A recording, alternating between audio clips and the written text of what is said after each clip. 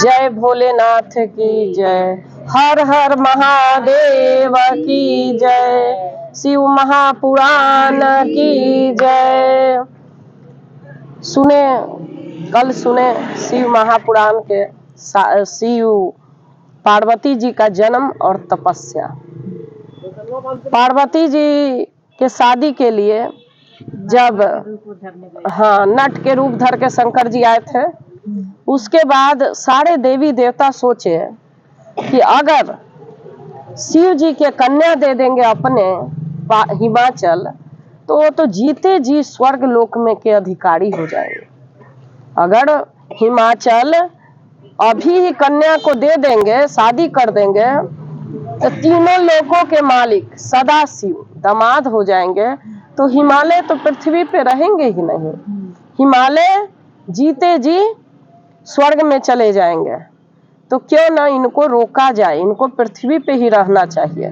हिमालय पुण्य क्षेत्र बने, हिमालय क्या पुण्य क्षेत्र बने, ताकि ये क्षेत्र हमेशा तपस्वियों के लिए रहे हिमाचल में। इसी तरह कह के सोचे कि भगवान भोलेनाथ की निंदा कौन करेगा, शिकायत करें ताकि हिमालय अपनी कन्या के शादी मुश्किल से करें, प्यार से न कर दे, एक ही बार में दे दे। तो जाके निंदा कौन करे। ब्रह्मा जी के पास गए सब देवता लोग, बोले कि हे ब्रह्मदेव, आप प्रभु के निंदा करिए जाके हिमाचल के पास। ब्रह्मदेव बोले कि मेरे में सक्षम नहीं है कि मैं प्रभु का जाके निंदा करूंगा। विष्णु जी के पास सारे लोग जाते हैं देवी देवता कि प्रभु का भोलेनाथ की निंदा करिए, शिकायत जाके हिमाचल से करिए, नहीं तो जीते जी स्वर्ग मिल जाएगा। वो तो नीचे रहेंगे नहीं धरती पे, हिमाचल स्वयं शिवलोक पहुंच जाएंगे। औघड़दानी को ही अगर दामाद बना लेंगे तो इनके लिए पृथ्वी पे रुकना मुश्किल है। विष्णु भगवान कहते हैं कि मैं सक्षम नहीं हूँ, शिव की निंदा से बड़ा दुनिया में कोई निंदा नहीं है। अगर मैं उनकी शिकायत करूंगा तो भस्म हो जाऊंगा, मैं उनकी शिकायत नहीं कर सकता। विष्णु जी भी मना कर देते हैं कि मैं उनका शिकायत नहीं कर सकता। फिर अब किसके पास जाए, तो विष्णु जी कहते हैं कि स्वयं भगवान शिव के पास ही आप लोग जाइए, वही आपका निवारण करेंगे। स्वयं भगवान भोलेनाथ शिव जी के पास जाते हैं। शिव जी के पास जाके और कहते हैं कि हे प्रभु, वो तो जीते जी स्वर्ग लोक में प्राप्त हो जाएंगे और आपको शिकायत करना बहुत जरूरी है। अगर निंदा नहीं होगी भगवान भोलेनाथ की, आपकी निंदा अगर नहीं होगी तो जीते जी हिमाचल स्वर्ग में चला जाएगा, शिवलोक में चले जाएंगे। तो किसी तरीके प्रभु की निंदा होनी चाहिए। और ब्रह्मलोक में ब्रह्मा जी बोले कि मैं प्रभु का निंदा नहीं कर सकता। विष्णु लोक में विष्णु भगवान बोलते हैं कि मैं प्रभु का निंदा नहीं कर सकता। हम लोग दास हैं आपके, हे भोलेनाथ हमारी कृपा सुनिए, हम लोगों पर कृपा करिए, हमारी इच्छा सुनिए कि जीते जी अगर हिमाचल स्वर्गलोक पर आ जाएंगे तो पृथ्वी का क्या होगा। हम लोग चाहते हैं कि किसी तरीके से आप अपनी निंदा स्वयं करें। भगवान तो औघड़दानी नामे है, तो दया के सागर हैं, कृपा निधान है, अंतर्यामी है। प्रभु को जो नाम लेता है उतर जाता है। भगवान कहते हैं कि ठीक है मैं जाऊंगा। और एक तरफ सप्तऋषि की पत्नियां गई हुई हैं शादी के लिए, मनाने के लिए, एक तरफ फिर जा गए और ब्राह्मण भेष में हिमाचल के पास गए और उन्होंने बोला कि उस औघड़दानी भूत प्रेत के जो रखता है, मसान लपेट के घूमता है, वो औघड़दानी न रहने को घर है, न चलने के लिए गाड़ी है, न खाने के लिए खाना है उसके पास, रंग में भभूति लगाए और बैल के सवारी करते रहता है। औघड़ की तरह मुंडमाल बना के घूमे फिरता रहता है माला पहन के। उसकी कन्या देने से बजाय आप अपनी बेटी को मार दीजिए। कहाँ हीरा और कहाँ लोहा को देने चले हैं कन्या, कहाँ नदियों में श्रेष्ठ गंगा और कहाँ नहर को बेटी दे रहे हैं, कहाँ राजाओं में राजा और कहाँ भिखारी को बेटी दे रहे हैं। इतनी सुंदर बेटी जिसकी चर्चा भी नहीं किया जा सकता है, मतलब इतनी गुणवान बेटी को आप किस भिखारी के पल्ले बांध रहे हैं, इसका वर्णन भी करना मुश्किल है।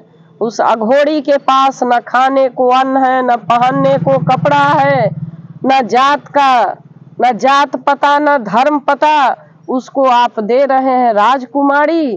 कहाँ रखेगा उस अघोरी, कहाँ उसको कैसे खाना देगा, कैसे पानी पिलाएगा। इस तरह से भगवान भोलेनाथ अपनी ही निंदा हिमाचल के पास कर रहे हैं, ससुर के पास। अब तो मैना दौड़ के भाग गई, गुस्सा होके कि मैं तो अपनी नहीं स्वामी नहीं, अब बस न करिए ब्राह्मण देवता, मैं अपनी पार्वती को ऐसा अघोरी को नहीं दूंगी, चाहे कुछ भी हो जाए मैं इस अघोरी को अपनी कन्या नहीं दूंगी। उसके बाद जब भगवान इस तरह से अपनी निंदा करके फिर चले जाते हैं, हिमाचल बोलते हैं कि कुछ लेके दान जाइए, तो मेरा काम हो गया, और वो चले गए, भोलेनाथ चले गए। अब भोलेनाथ चले गए तो अब क्या किया जाए भाई, अब तो मैना मात तो एकदम दुखी हो गई, हिमाचल भी दुखी हो गए। इधर सप्त ऋषि आए समझाने, समझा रहे हैं, ब्रह्मा जी आए समझा रहे हैं, विष्णु जी आए समझा रहे हैं, समझने का नाम बिल्कुल नहीं ले रहे हैं भगवान। मतलब मैना बिल्कुल नहीं ले रहे हैं, कि समझने का नाम ही नहीं ले रहे हैं कि हम शादी करेंगे। वो कह रहे हैं कि मैं ऐसे शमशान धाड़ी से नहीं करूंगा, जो भूतों को डेरा बनाए हुए घूमता है और प्रेतों के जिसके साथ रहता है, जिन किंकर जिसके साथ रहता है, मैं उसके साथ शादी नहीं करूंगा। इसमें कहा था ना कि भूत प्रेत और किंकर इस सब दुनिया में है, कहा था ना, ये शिव महापुराण में भी वर्णन है कि जब अपने से खुद शंकर जी ये बातें कहते हैं कि मैं उन लोगों के साथ रहता हूँ, भगवान सबके साथ रहते हैं, और उसी तरीके से विवरण अपना कर रहे हैं, तो माता मैना उदास हो गई।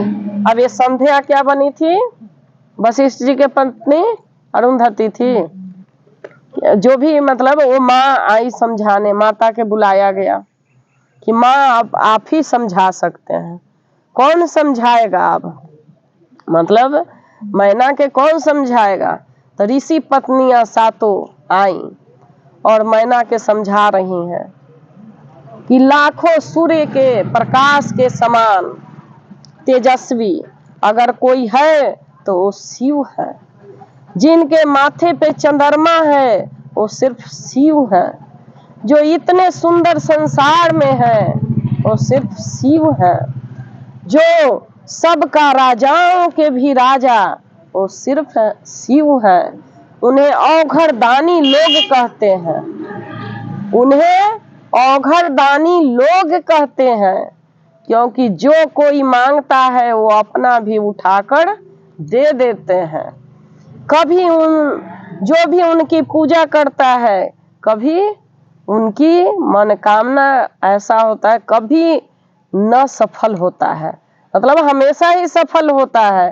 जो उनकी श्रद्धा से पूजा करता है, एक घड़ी भी उनकी प्रेम से कथा सुनता है, एक घड़ी भी उनके प्रेम से कथा सुनता है, उनकी भी मनोकामना पूर्ण करता है। भगवान के जब भी हम कथा सुनते हैं तो मन में वही, जो आपके मन में कोई कष्ट है, कोई भाव है, वो प्रार्थना करिए और कथे में मन में सुनिए, जरूर भगवान पूरा करते हैं। जो भी मन में श्रद्धा है वो मान के और सुनिए, भगवान वो पूरा कर देते हैं। उसी तरीके से समझा रहे हैं कि वो ऐसे अवघड़दानी हैं, उनके जैसा दुनिया में कोई नहीं है। कोई भगवान ऐसा नहीं है जो एक पल बुलाओ और दौड़े हुए आ जाते हैं। कोई कितने जन्म बीत जाते हैं भगवान की पूजा करते करते, लेकिन भोलेनाथ की ऐसी पूजा है कि एक लोटा जल चढ़ाते ही खुश हो जाते हैं। नियम से कोई भक्त अगर रोज नियमित एक लोटा प्रभु पर जल ही चढ़ाए, को उसके घर में कभी कोई चीज की कमी नहीं होती। वो एकमात्र शिव ही है, भोलेनाथ हैं, जो सब कुछ देने वाले हैं। वो न जात देखते हैं, न धर्म देखते हैं, न मनुष्य देखते हैं कि कैसा है, काला है, गोरा है कि सुंदर है, कभी ध्यान नहीं देते। वो सिर्फ भाव देखते हैं, ना कोई जात धर्म देखते हैं, कुछ भी नहीं देखते, वो सिर्फ भाव देखते हैं। अगर चंडाल भी उनकी पूजा करे तो वो भी तर जाता है। ऐसा कोई इनमें बाधा नहीं है कि हम इनका पूजा नहीं कर सकते। यही एक देवता है जो शरीरधारी भी है और निर्विकार भी है, मतलब जिनका कोई रूप नहीं है। भगवान दुनिया में एक ही है जिनका दो रूप है, साकार और निर्विकार। निर्विकार मतलब नहीं समझते, कोई आकार नहीं हो उनका, सिर्फ वही एक भगवान को है जो दो आकार में रहते हैं। विष्णु जी के देखे हैं, एक के मूर्ति न रहता है, ब्रह्मा जी के भी एक ही मूर्ति, शंकर जी के दो होता है, एक मूर्ति पूजा और एक निर्विकार शिवलिंग पूजा। जो शिवलिंग की पूजा श्रद्धा से करता है, प्यार से करता है, भाव से करता है, दिल से करता है, वो सब मनोकामनाएं उनकी पूर्ण करते हैं। कोई भी दुनिया में ऐसा नहीं है जो शिव को पूजा और उसको फल न मिला हो, उसको फल न मिला हो। मैना के कहते हैं भगवान, मैना के कहते हैं भगवान सब सप्त ऋषि पत्नियां कि हे माँ मैना, आपकी बड़ी भाग्य है, भाग्यवान है जो आप शिव के दामाद बनाएंगे, शिव भगवान को दामाद बनाएंगे, शंकर भगवान को दामाद बनाएंगे। अपनी कन्या का हाथ जिस पल प्रभु के हाथों में देंगे, उसी तरह सारी दुनिया में आप सबसे बड़ा पवित्रवान बन जाएंगे।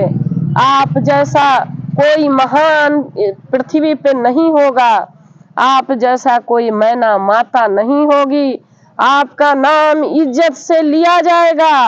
आप जैसा कोई नहीं होगा जो स्वयं शिव को दामाद बनाया है। इस तरह से आप अपने लड़की को दान शिव भगवान को करिए। आपको इसीलिए माँ आपके गर्भ से जन्म ली है, वो साक्षात महामाई काली है, साक्षात काली स्वरूप माता है जो आपके घर में जन्म ली है। पहले वो सती हुई थी और जब भगवान ने त्याग कर दिया, सीता माता के रूप जब लिए तो त्याग कर दिए और जानबूझकर सती माता अपने शरीर को भस्म कर दिए, क्योंकि भगवान को ब्रह्मा जी विष्णु जी ने कहा था कि जिस माँ के मतलब नारी को कोई भी पत्नी के अलावा किसी को देखेंगे तीनों भगवान तो माँ हो जाएगी। तो जब सीता लक्ष्मी के रूप में माता पार्वती राम जी के जब परीक्षा लेने गई और उस समय जब राम जी के सीता बन के परीक्षा लेने गई थी तो राम जी बोले कि हे माते और पैर छू लिए। तब पार्वती जी को उसी समय, सती माता को उसी समय शंकर भगवान ने त्याग कर दिया। मन ही मन होता था, मानसिक होता था, त्याग कर दिए थे कि आज से तुम मेरी माता हो, क्योंकि तुम तो राम की पत्नी बन गई, तो मेरी माता हो। तो सती क्या करें, सती अब माँ के रूप में नहीं न रहना चाहती थी, इसीलिए दक्ष के जग में जाके भस्म हो गई और नया शरीर पार्वती के रूप में आई है, जो आपके गर्भ धारण किए और माँ पार्वती का आपसे जन्म हुआ। वो जन्म जन्म उनकी पत्नी है। सिर्फ आपको ये मिल रहा है भाग्य कि आप अपनी पुत्री को दान करिए। वो तो जन्म जन्म ही काली है, वो जन्म जन्म ही महामाई है। वो आपके घर में सिर्फ शरीर के रूपी जन्म ली है। वो तो औघड़दानी की पत्नी है ही, लेकिन आप दान करिए। इस तरह माता को समझाया गया और हिमाचल पिता को समझाए। फिर पार्वती माता भी कहती है कि हम शादी करेंगे तो भगवान शिव से ही करेंगे, उसके अलावा मैं किसी पति को वरण नहीं कर सकती।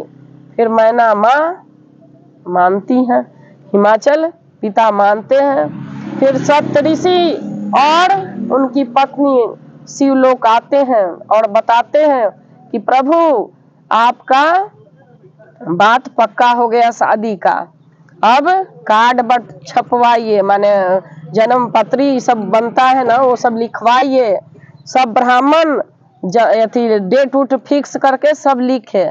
सब गंगा मैया ही निमंत्रण गया, नर्मदा ही, सरिता, जितना नदी, जितना पहाड़, जितना देवी देवता, स्वर्ग लोक, इंद्र लोक, राक्षस लोक, यन लोक, मतलब नारद लोक, कौन विष्णु लोक, ब्रह्मा लोक, हर जगह उनका कार्ड गया, निमंत्रण गया।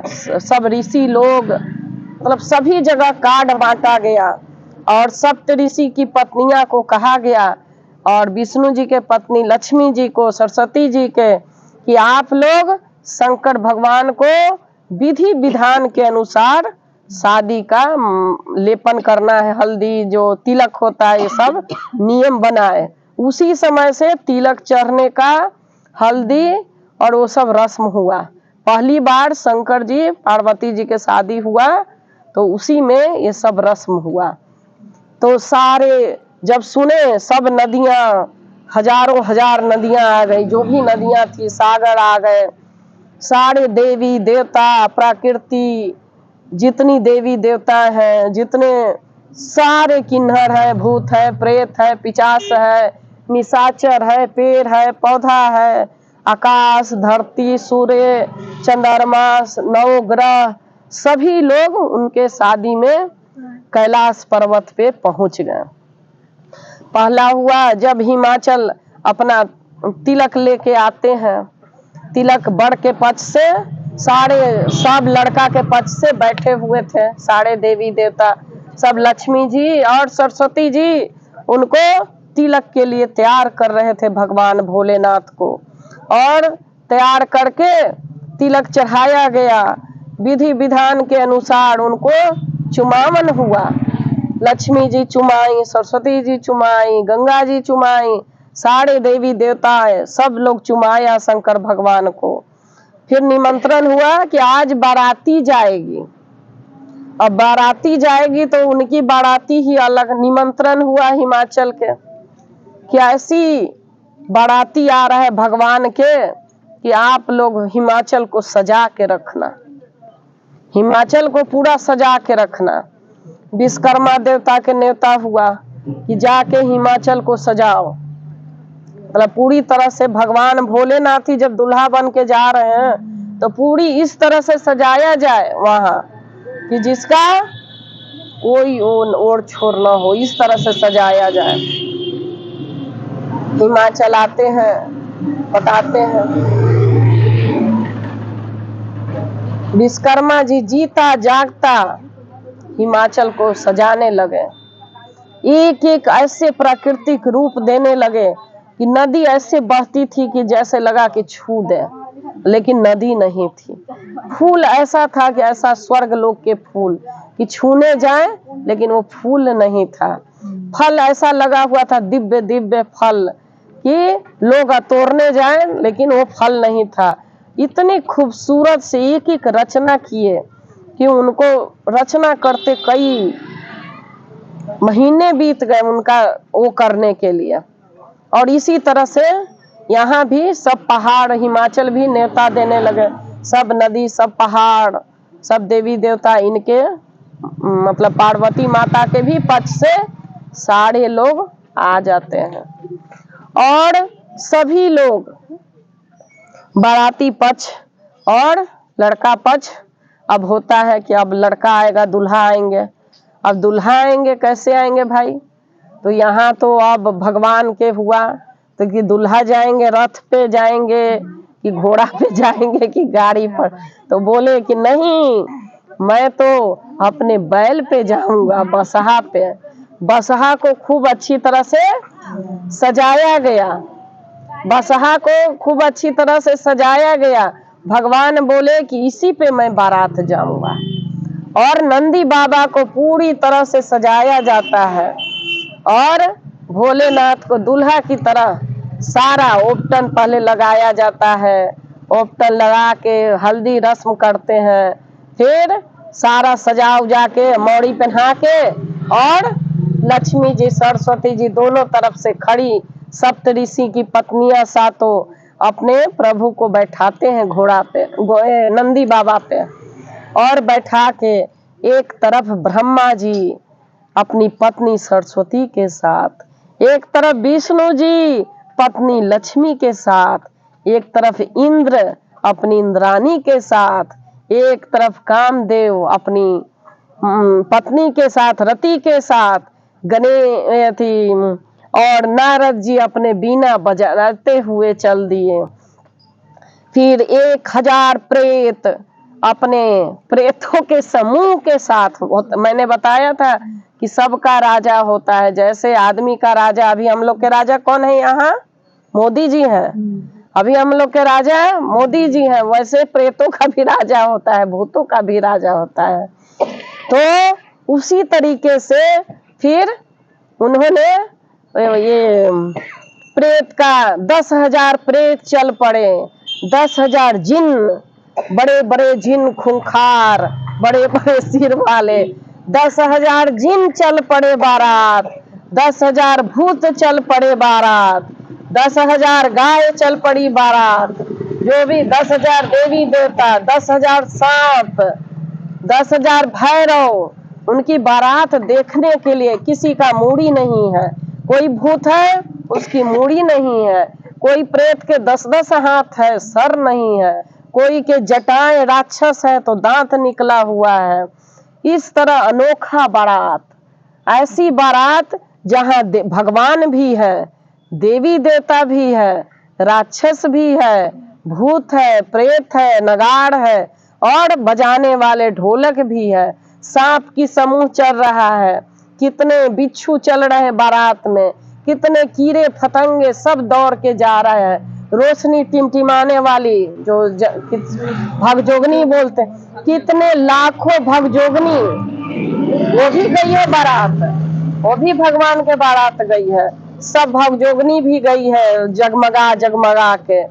और धीरे धीरे भगवान की बारात चल रही है और नंदी बाबा धीरे धीरे आगे बढ़ रहे हैं, और उनपे भोलेनाथ मौड़ी पहन के बाबा दिव्य स्वरूप, हजारों कामदेव जैसा खूबसूरत, ऐसा दिव्य सुंदर कि आंखों में समाया नहीं सम रहा है, दिव्य प्रकाश कि सारी दुनिया उन्हीं को देख रही है। भूत प्रेत देख के भी भगवान को खुश हो रहे हैं कि आज मैं स्वयं भगवान को देख रहा हूँ। हर आदमी प्रभु को देख रहा है, नदियां देख रही है कि प्रभु कितने खूबसूरत लग रहे हैं, गंगा मैया अलग से देख रही हैं कि प्रभु कितने खूबसूरत है। लक्ष्मी जी वर्णन करती हैं कि लाखों कामदेव भी खड़े हो जाएं तो भगवान की तुलना कोई नहीं कर सकता। इस तरह धीरे धीरे बारात जा रही है, बारात चल रही है धीरे धीरे, और नगाड़े बज रहे हैं, ढोलक बज रही है, बाजा बज रही है, मेघ अपने साथ हजारों मेघ के साथ आ गए। आकाश पताल जितने लोग हैं सब लोग धीरे धीरे चल पड़े और भगवान के नजदीक। जैसी हिमाचल के पास आते हैं तो खबर आती है कि प्रभु की बारात आ गई, और इतनी बड़ी बारात है कि कहाँ रखें। तो विश्वकर्मा जी जो स्वयं बारात का वो निरीक्षण किए हुए थे, बोले कि ऐसा दिव्य बनाया गया है, वहां बारात को प्रवेश किया जाए। बारात समा रही है, जगह बढ़ते जा रही है, बारात समा रही है, जगह बढ़ते जा रही है, और पूरी बारात का स्वागत इस तरह वैभव उसके साथ हिमाचल करते हैं जिसका कोई अंत नहीं। कहते ना, जब बेटी का बारात आती है तो इस तरह से स्वागत करिए कि उसका एक एक आदमी खुश हो जाए।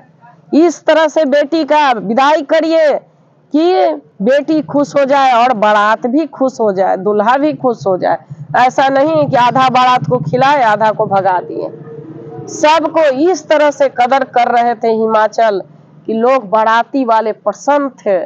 ब्रह्मा जी के अलग बना हुआ था, विष्णु जी के अलग बना हुआ था, दूल्हा भोलेनाथ के लिए अलग बना हुआ था, इंद्रदेव का अलग बना हुआ था, कामदेव जी का अलग बना हुआ था, चंद्र का अलग, सूर्य का अलग, नवग्रह का अलग, हर आदमी का अलग अलग बारात में। और हजारों दासियां सेवा में, लाखों दासियां लगी हुई थी, सेवा कर रही थी। लक्ष्मी जी सरस्वती जी कहते हैं कि मैं पार्वती के पास जाती हूँ, मतलब अंदर होता है ना, नारी जाके जाती है।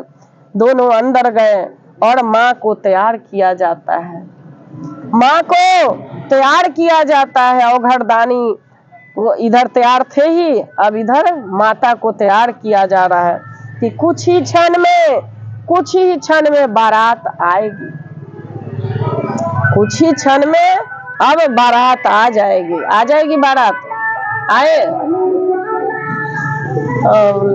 बारात आ रही है। अब जैसी बारात हुआ कि खाना खिला दिया लोगों को, बारात के आए सबको नाश्ता करा दिया, दूर से आए थे शरबत पानी पिला दिए, खाना खिला दिए बारातियों को।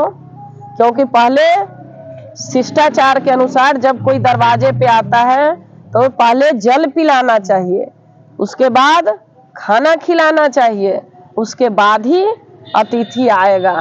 नहीं तो ऐसा नहीं है कि ऐसी अतिथि को बुला लीजिए। सत्कार होने के बाद अब भगवान के कहा जा रहा है कि अब आप चलिए, अब आप चलिए। अब दरवाजा लगेगा, दरवाजा लगेगा। अब तो अलग ही बात है, प्रभु का दरवाजा लगेगा। अब जैसी दरवाजा प्रभु आ रहे बारात, तो जैसे पहले इंद्र आ रहे हैं तो पूछ रही हैं मैना, क्या यही दुल्हा है? मतलब इतने सुंदर। तो बोलते हैं कि ये तो इतना खूबसूरत नहीं है। तो बोलते हैं कि और बड़ा खूबसूरत है। तो हाँ, चंद्र आते हैं, सूर्य आते हैं। बार बार मैना पूछती है क्या यही शिव है? तो नहीं। क्या यही शिव है? तो नहीं। चंद्र देखे, सूर्य आए तो बोले कि ये हमारे शिव ही होंगे। तो ऋषि पत्नियां करेंगे कि ये शिव नहीं है, वो तो इनसे भी बहुत ही खूबसूरत शिव है, इनसे भी ज्यादा खूबसूरत है। तो फिर आगे आ रहे हैं, इसी तरीके से कामदेव जी आते हैं तो बोलते हैं कि क्या ये शिव है? तो नहीं, ये शिव नहीं है, इनसे तो लाखों गुना सुंदर है भगवान शिव। तो अच्छा, इतना सुंदर है। मैना इस तरह से देख रही थी। फिर विष्णु जी आते हैं तो कहते हैं कि क्या ये शिव है? तो नहीं, उनसे भी सुंदर है। फिर ब्रह्मा जी आते हैं तो माता मैना कहती है कि ये शिव है? तो नहीं, इनसे भी ज्यादा खूबसूरत है। इस तरह मैना निहारती रही और भगवान भोलेनाथ देख रहे हैं, भगवान भोलेनाथ देख रहे हैं। कह रहे हैं कि अब तो माता को अपनी रूप दिखानी पड़ेगी। उसी रूप में वो राख लपटे हुए और नाग, गले में नाग, कानों में बिच्छू, माथे पे चंद्रमा धारण किए हुए, मृग के छाला लपेटे हुए, और भगवान उनको आगे आते हुए दिखा रहे हैं। तब मैना कहती है कि ये अघोरी कौन आ गया? ये अघोरी कौन आ गया? तो बोलते हैं, अब वो सब तो दिख रहे हैं कि ये तो हजारों कामदेव से भी सुंदर है, सिर्फ वो रूप मैना को ही दिखाई दे रहा है और किसी को नहीं। बोले कि ये कामदेव हजारों कामदेव से सुंदर भगवान शिव है। तो ये शिव है, इनकी उससे तुलना कर रहे हैं। राख लपटे हुए, नाग का, गले में नाग, विषधर सांप, मेरी गुड़िया मेरी पार्वती को तो नाग ही डस लेगा, बिच्छी काट लेगा, भभूति क्या करेगा मेरी राजकुमारी पार्वती के लिए ऐसा वर, ऐसा भेषधारी वर नहीं नहीं करके थाली पटक देती है और जाके कोप भवन में रोते हुए भागती है। अब प्रभु कोई के उस टाइम अपना ही कामदेव के रूप में थे, वो किसी को दिखाई नहीं दे रहे थे, सिर्फ उनकी मोह ऐसा करने के लिए दिखा दिए रूप। माता पार्वती अंदर से कह रही है कि प्रभु ये क्या कर दिया, प्रभु ये क्या कर दिए, आपने ऐसा भेष क्यों मेरी माँ को दिखा दिया? आप तो हजारों कामदेव से सुंदर हैं, फिर ये रूप मेरी माँ को क्यों दिखा दिया? अंदर से पार्वती कह रही है। और मैना तो जाके रोने लगी, बहुत रो रही है मैना। मैना विलाप कर रही है कि मैं अपनी कन्या की शादी इससे नहीं करूंगा, ये भभूति रमाने वाले मसानी के साथ मैं नहीं करूंगा, ये अवघड़दानी नागों के माला पहनने वाले से मैं शादी नहीं करूंगा, जिसका भेष ही ऐसा है। कैसे मेरी पार्वती गुड़िया की तरह, अभी इतनी कमसिन मेरी गुड़िया, मेरी बेटी, मेरी राजकुमारी, ये कैसे अवघड़ के साथ रहेगा? मुंडों के माला पहने हुए है और ये कैसे मेरे साथ, मेरी पार्वती के साथ रहेगा? वो इस तरह से रो रही है। अब समझाने के लिए अब तो दरवाजा लग रहा है, सब बैठे हुए हैं, पूजा कर रहे हैं, हिमाचल उमाचल सब पूजा हो रही है, लेकिन माता तो रोधना पसारे हैं, रो रही है। पार्वती माँ समझाने गई कि माँ ऐसा रूप भगवान का नहीं है, आपको इसी तरह दिखा दिया है, डरा दिया है। पार्वती से बोलते तुम क्या कहोगी, तुम तो अवघड़ के पक्ष ले रही हो, तुम जाओ यहाँ से। पार्वती माँ को भी हटा देती हैं। फिर सारे देवी देवता मनाने जाते हैं, नहीं मानती। सप्तऋषि कन्याएं मनाने गई तो बताए कि आप ही ने बताया था कि वो हजारों कामदेव से सुंदर है, विष्णु से सुंदर है, ब्रह्मा से सुंदर है, लेकिन ऐसा भेष है मेरे, मैं तो अपने हीरे जैसे बेटी को क्यों न गला काट के नदी में डाल दिया, क्यों न बेटी को मैं कुआं में डाल दूंगी, लेकिन इस अघोरी के नहीं दूंगी। मैं अपनी पार्वती को मार के फेंक दूंगी, हजारों पहाड़ पर से गिरा दूंगी, लेकिन इस अवघड़ को मैं अपनी बेटी नहीं दूंगी। बहुत विलाप कर रही है, रो रही है कि मैं इस अवघड़ से अपनी बेटी को शादी नहीं करूंगी। इस तरह से विलाप कर रही हैं और भगवान इधर मुस्कुरा रहे हैं। सभी देवी देवता जाके मना रहे हैं मैना के।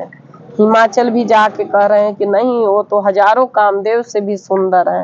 हिमाचल जाके समझा रहे हैं अपनी पत्नी को, ये मैना बहुत ही खूबसूरत मेरा दामाद है, चल के देखो तो सही।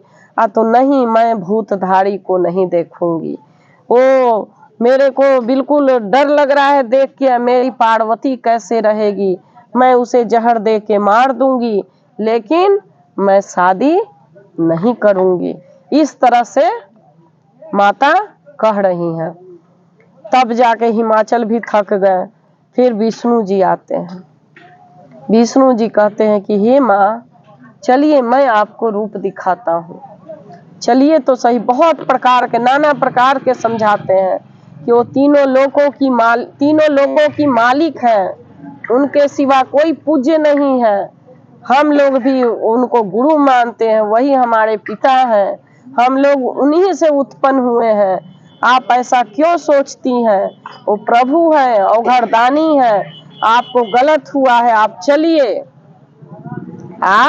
चलिए और उनका रूप देखिए, उनका रूप देखिए। और इसी तरह से भगवान को रूप दिखाने के लिए, मतलब माता को भगवान रूप दिखाने के लिए ले जाते हैं मैना को पकड़ के। चलिए, विष्णु जी स्वयं मैना माता के कहते हैं चलो माता, प्रभु का रूप देखिए।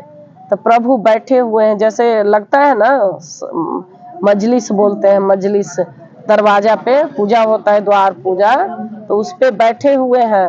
तो कहते हैं कि चलिए माता देखिए। तो माता आती हैं तो दामाद को निहारते ही रह गईं, भोलेनाथ को देखते ही रह गईं। कितने खूबसूरत, हजारों सूर्य के प्रकाश उनमें समाया हुआ है, ऐसा तेज जिसकी वर्णन भी नहीं कर सकते, जिसकी वर्णन भी नहीं कर सकते, इतनी तेज समाया हुआ है। कितने खूबसूरत मेरे दामाद शंकर जी हैं। और मैं कहाँ किसको देख लिया, किस डायन आके मेरे बुद्धि फेर दिया, किस चुड़ैल ने मेरी आके बुद्धि फेर दिया, किस भूत प्रेत ने मेरी बुद्धि फेर दिया।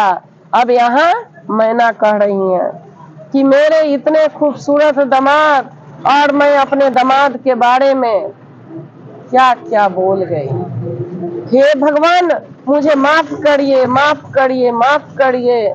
इतने खूबसूरत आप हैं, इतने खूबसूरत आप हैं, और आपने नहीं माना इस चीज को। मुझे माफ करिए, मेरे से गलती हो गई है। भगवान से माफी मांगते हैं और कहते हैं कि आपसे आज से मैं अपने दामाद को बहुत मानेंगे कि हमारे इतने खूबसूरत दामाद हैं। भगवान को बहुत खुश होते हैं, भगवान से बहुत खुश होते हैं देख के दामाद को, कितने सुंदर खूबसूरत मेरे दामाद हैं, मेरे भोलेनाथ हैं। मैं खुशी खुशी माता पार्वती से, माता कह रही है कि मैं खुशी खुशी पार्वती की शादी शिव शंकर भोले के साथ करूंगी। इतना सुंदर दामाद मेरे को कहाँ मिलेगा, इतना सुंदर दामाद मेरे को कहाँ मिलेगा जो इतने खूबसूरत मेरे दामाद हैं। मैं खुशी खुशी शादी करूंगी। भगवान के देख के मतलब इतना मैना खुश हो जाती हैं कि कहती हैं कि पता नहीं किस कारण मेरी बुद्धि हेर गई, मैं किस कारण बुद्धि मेरी हिरा गई। मेरा इतना खूबसूरत दामाद हजारों कामदेव से भी सुंदर, सूर्य की तेज के समान, माथे पे चंद्रमा विराजमान है, ऐसा कपड़ा जैसे मानो ललित के समान है। वहाँ 1000 नाम से मैना माता कहती है शंकर जी के, वहीं 1000 नाम से कि तुम ये मतलब भगवान के नाम लेके 1000 नाम से संबोधन करती हैं कि मेरा ऐसा, मेरा ललित दामाद है, मेरा आनंद दामाद है, मेरा जितना नाम है, मेरा अमित दामाद है। मतलब इस सब का अर्थ है सुंदर, कि मेरा इस तरह, मेरा नितिन है, मेरा मतलब सब भगवान देवी देवता के वहाँ नाम लेते हैं कि मेरा इतना खूबसूरत मेरा दामाद है। और मैं आज धन्य हो गई कि मेरे दरवाजे पे इतना सुंदर दामाद आए हैं, और मैं पार्वती को इन्हीं को दूंगी। और एक खुश होकर बहुत खुश हो गई मैंने, और दरवाजा फिर द्वार पूजा होने लगा, और भगवान का द्वार पूजा होने लगा। दरवाजा पे मतलब द्वार पूजा हुआ और पूजा संपन्न हुआ। अब और अगले दिन ओम नमः शिवाय, ओम नमः शिवाय, ओम नमः शिवाय, ओम नमः शिवाय, ओम नमः शिवाय, ओम नमः शिवाय, ओम नमः शिवाय, ओम नमः शिवाय, ओम नमः शिवाय, ओम नमः शिवाय, ओम नमः शिवाय, ओम नमः